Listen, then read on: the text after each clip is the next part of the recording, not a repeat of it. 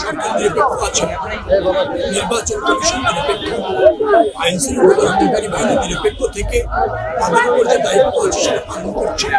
রাজনৈতিক দল এবং সবাই আচরণবিধি মেনে চলছে। জনগণ ভোট দেওয়ার জন্য প্রস্তুতি নিয়েছে। নেতাকর্মীরা উৎসবমুখর পরিবেশে যার যার অবস্থান থেকে প্রচার করছে। পুরো ব্যর্থতা দেখছি। লেভেল প্লেইং ফিল্ড সর্বত্রই বিরাজমান।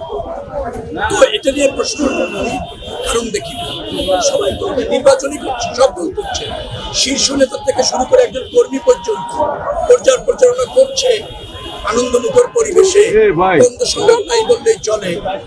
অভিযোগ একটু বড় আকারে নাই, ছোটখাটো অভিযোগ। এটা যখন নির্বাচনে মানুষ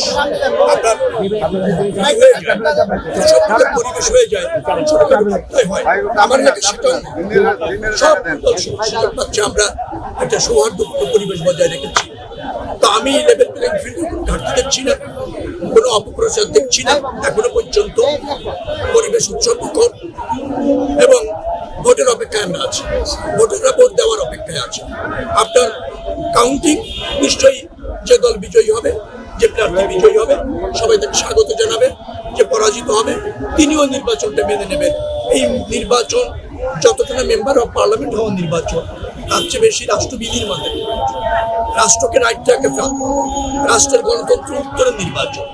তো সেই জায়গায় তো আমরা ক্রিয়াশীল সব রাজনৈতিক দল অথবা নির্বাচনে যারা অংশগ্রহণ করছে সব প্রার্থী এবং সব রাজনৈতিক দলকে ব্যাপারে আমরা কনসার্ন আছে। তো আমি কোনো সমস্যা দেখছি না। আমার কাছে যেটা মনে হয়েছে, প্রথম কাজ হচ্ছে জনগণের যথোপযুক্ত প্রতিনিধিত্ব করা, সেটা জানা এবং করা। সেটা আমি জানি এবং করতে পারবো বিধায় আমার বিশ্বাস এবং জনগণের আস্থা। আমি এই অঞ্চলের জনগণকে যথোপযুক্তভাবে সরকারে অথবা পার্লামেন্টে রিপ্রেজেন্ট করতে পারবো। দ্বিতীয় হচ্ছে সেবা খাতগুলিকে ফাংশন করা। সেবা খাত, সিটি কর্পোরেশন, ওয়াসা, ডেফা, তিতাস, ডিপিডিসি, এখানে সেবা খাতের কিছু জনযোগ্যতা আছে, সেইটাকে ফাংশন করাটা জরুরি। আইন শৃঙ্খলা পরিস্থিতি ভালো, তারপরেও আরেকটু হওয়া দরকার, আরেকটু তৎপর হওয়া দরকার। জনগণের আরেকটু আস্থা অর্জন করা দরকার। সেখানে প্রশাসনকে আরেকটু সক্রিয় রাখা, আরেকটু মনোযোগী করা। সামাজিক কিছু সমস্যা আছে, কিছু দুষ্কৃতিকারী আছে, তারা যদি অবাধে বিতরণ করতে না পারে, গোপনে আড়ালে আপনারা কিছু মাদক ব্যবসায়ী আছে ভ্রাম্যমান, তারাও যাতে মানে একেবারে প্রকাশ্যে অথবা আড়ালে আপনাদের এই কর্মকাণ্ডগুলি এই এলাকায় চালাতে না পারে, সেই জন্য একটা সামাজিক আন্দোলন প্রতিষ্ঠিত করার চেষ্টা করবে।